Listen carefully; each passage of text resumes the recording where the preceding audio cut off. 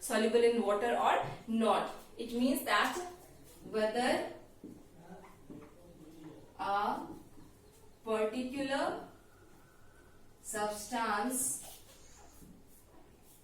is soluble in water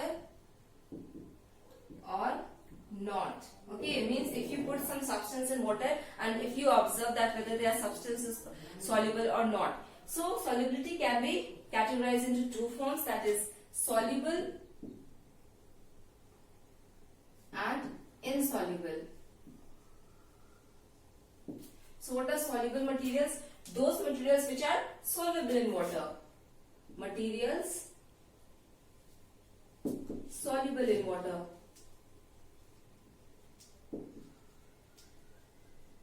And what are insoluble? Materials not soluble in water.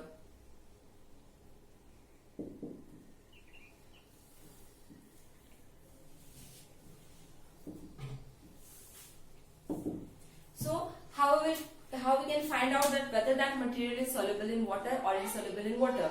So what we will do, we will take and we will perform an activity. How we will take two glasses, okay, and we will put in one glass some sand and anything, and in the next glass we will put salt and sugar. Now when we will stir and keep that for some time, what we will see that in the glass which is having salt and sugar solution, the salt and sugar completely got dissolved in the water.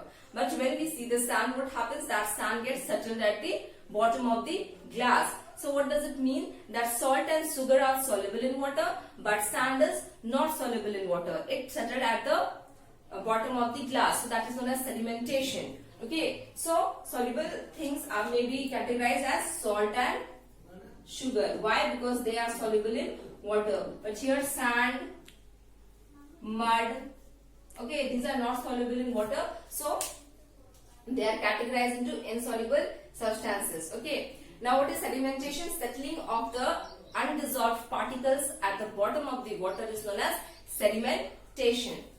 Now next thing about solubility is that liquids are there. Okay. So liquids can also be dissolved in liquids. Okay, and they cannot dissolve in liquids. So based on that, there are two types, that is miscible liquids and non-miscible liquids.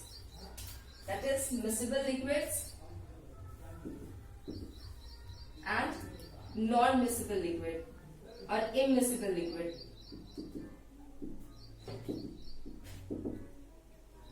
Okay. So based on the solubility of liquid, that whether a particular liquid is soluble in water or not, they are categorized into two types, that is miscible and immiscible liquid. So miscible liquid means those liquids which are soluble in liquids, soluble in water.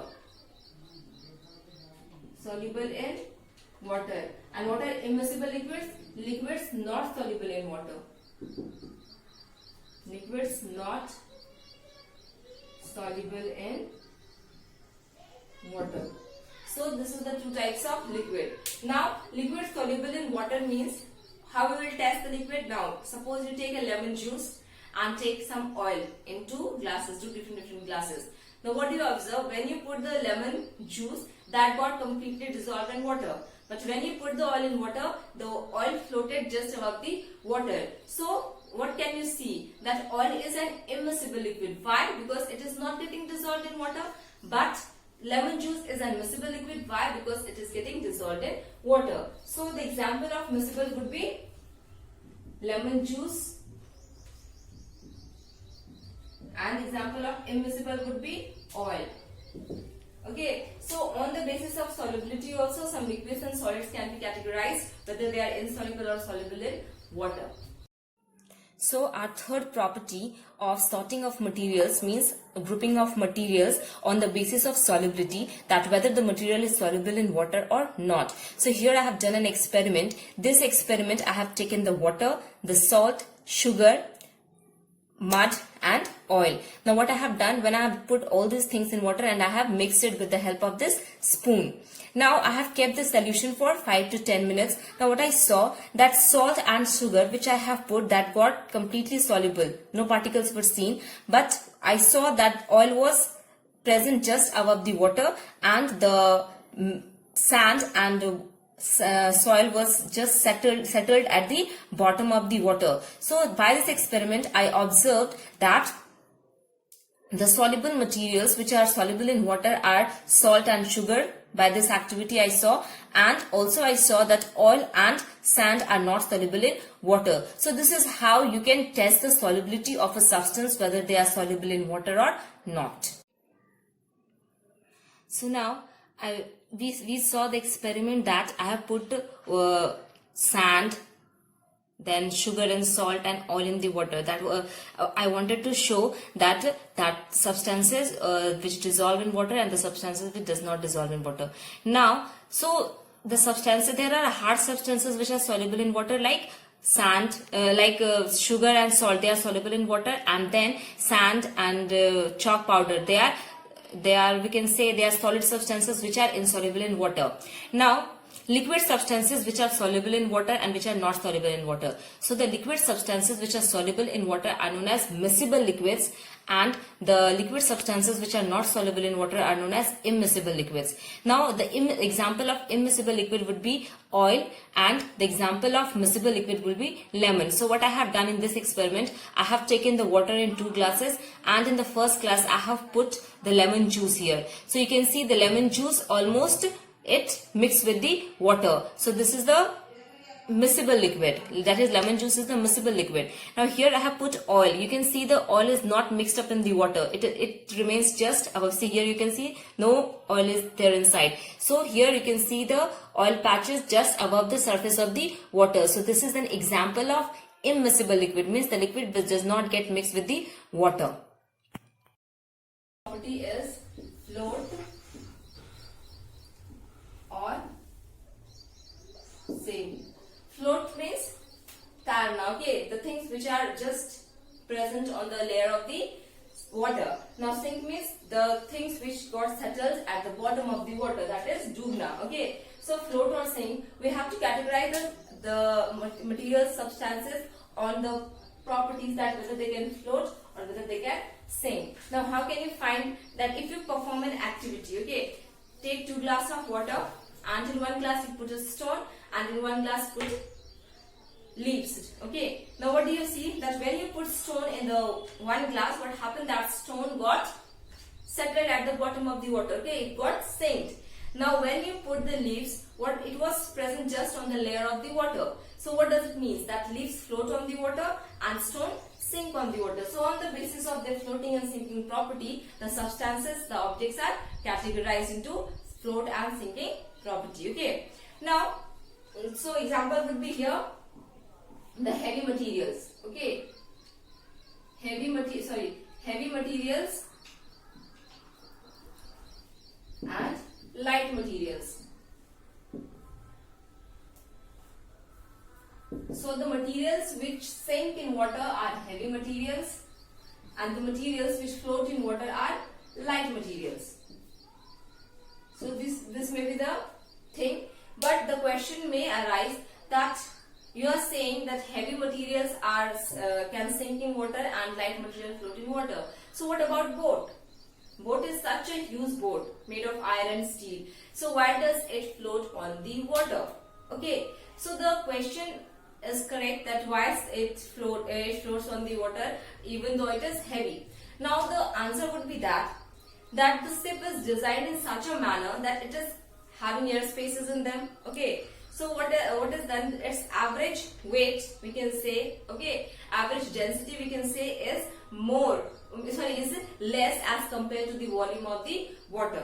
That is the first thing. Now second thing is that according to Archimedes principle, when the boat is present in the water, okay, so due to its structure of the boat, it displaces a amount of water which is equal to the weight of the boat, okay. Now as much water is displaced, the same amount of upward force is applied. What is upthrust or buoyant force? Those force which are applied by the water from the lower side, okay. Means something is here, okay, that particular object displaces the water as much as its weight, and how much water is displaced, that much upthrust is provided by the water itself, and due to that balancing occurs and the ships are able to float on the water. So what we can say, weight of water displaced by the object, water displaced by the object is equal to upthrust or the buoyant force applied by the water,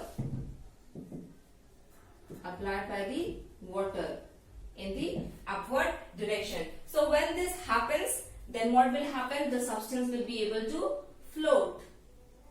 Okay, but if the weight is more, okay, then that if the weight is more than the upthrust, okay, then what will happen? It will sink. So this should be equal in order for a particular thing to float on the water. And also the structure of the boat is designed in such a manner that it is able to float.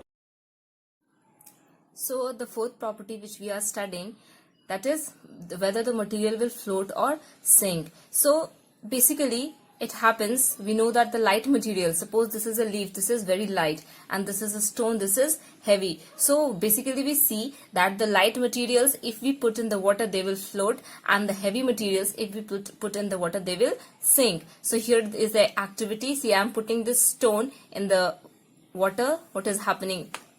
It settle down, it sink in the water. Now this leaf, if I'll put, it will float in the water. Okay, so if we have to categorize the materials on the basis of their sinking property and the floating property, so like this experiment we can do, and we can find out that which of the following will sink and which of the following will float. So means the light materials will float and the heavy materials will sink, but there are exceptions that we will study. Is transparency. Now what is transparency? Anything, if you look apart from anything, you are able to see that side. Now if I put a paper, cellophane paper here, you all have seen the cellophane paper, it is transparent. Okay. Now if I put the cellophane paper here in front of my mouth, you will be able to see my mouth. Okay, you will be able to see my face. So how you can see? Because that is a transparent material that is allowing the thing to see apart. Okay. So transparency, based on transparency, that is whether an object is able to be seen or the object is not seen clearly or not seen at all. So based on that, transparency are categorized into three types, that is transparent, opaque and translucent.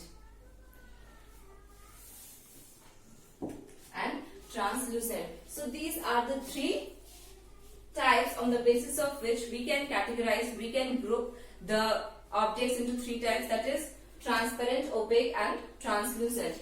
So what is transparent? The material through which we can see, okay, from both the sides, that is transparent. So what would the example? Example would be plastic,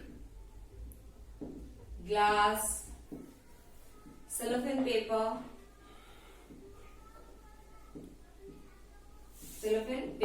So this is the things through which we can see from one side or the other side. Both sides is visible. Now second is opaque. Opaque means those objects are, if they are present, we are unable to see anything. Means not at all anything is seen. Opaque, the objects or materials through which nothing can be seen. Through which nothing can be seen is opaque material. Now if you are in a room and your door is closed, so and another person is just behind the door, so will that person be able to see you? No. Why? Because that is an opaque material that does not allow anything to pass through it. So that is an opaque material, not even the light can pass through it. So that is how an opaque material works. So what would be the example of opaque material? That would be wood, okay, and many more examples would be there, steel and all, through which you cannot see, you just think and you can write the examples of opaque. Now the next is translucent. What is translucent? Those materials which allow little light to pass through it. Okay, those materials which allow little light to pass through it.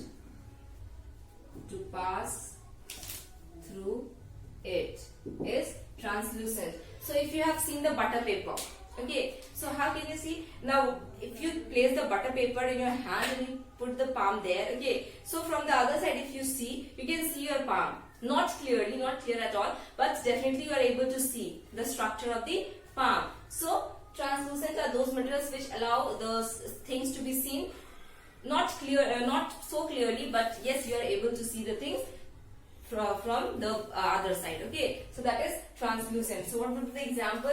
Example would be butter paper. Butter paper. Now, if you see a torch, keep a torch in your hand. Okay, when it is off. Now you on the torch. What would you see?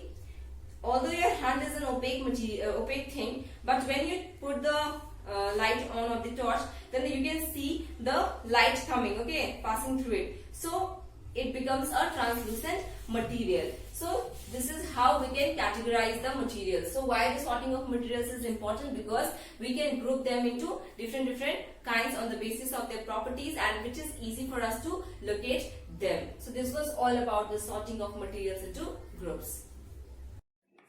Now our fourth property is the fifth property is transparency. So transparency means that whether if a material is present, we are able to see apart from that or not. Suppose if I take this plastic, this is a cellophane paper. Now if I put it here, I will be able to see what is written. Okay, what is written in the paper means, looking into the cellophane paper, I am able to see what is written there. Means it is a transparent material. So transparent materials are those materials through which we can see a part. Okay, means if I put it here or if I put it here in any manner I can see this. I can see this object from like this also, and if I put here, the same thing will be seen. Okay, so transparent materials are those materials through which we can see clearly. Okay, on both the sides.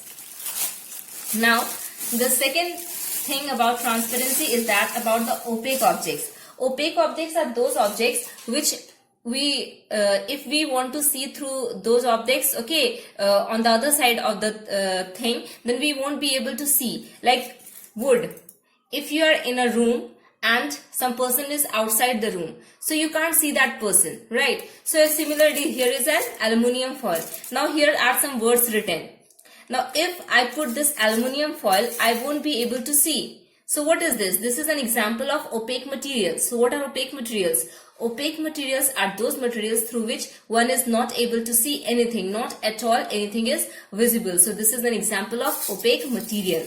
Now the third thing about transparency is that there are some materials through which we can see but not properly, not clearly. Example would be butter paper. You all have seen butter paper. This is the butter paper. Okay. Now, if I keep my hand here, see, you can see, but not properly. Not everything is visible. So what is this? It is a type of translucent material. Okay, translucent means those materials through which we are able to see but not clearly. Okay, it is neither transparent nor opaque. It is translucent. So this is an example. Butter paper is an example of translucent material.